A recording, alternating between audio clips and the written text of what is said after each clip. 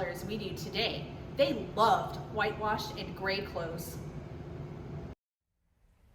After looking at photographs from the 1800s, you might come to the conclusion that life during this period of time was a bit dull, a bit drab, mostly blacks and whites and grays. But how would we really know what kinds of colors might have been on the walls, what kinds of colors might have been in the wardrobes of our ancestors who lived in the 1800s? Color photography wasn't widely used until the 1900s.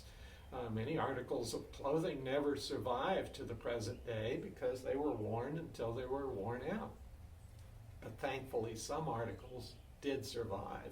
Some clothing did make it to the present day, and some articles that did not might have been incorporated into quilts, and many times quilts were passed on from generation to generation.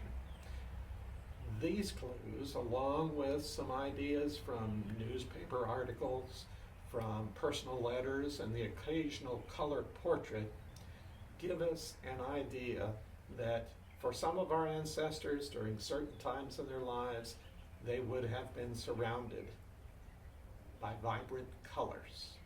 An interesting artifact from the period is known as the fashion plate. My mother would talk about some of her stylish friends and she called them fashion plates. The original fashion plates were actually copper plates that had been engraved with the likeness of men, women, children wearing the current fashion. These plates would then be used to make prints onto magazines of the day.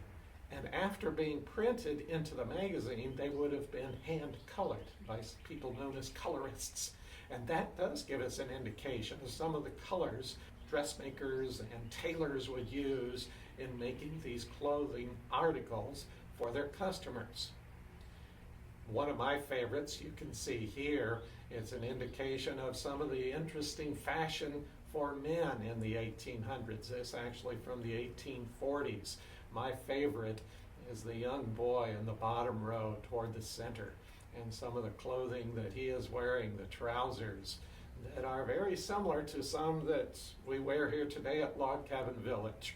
So we do hope you'll come to join us here at Log Cabin Village and see what life in the 19th century might have been like in living color.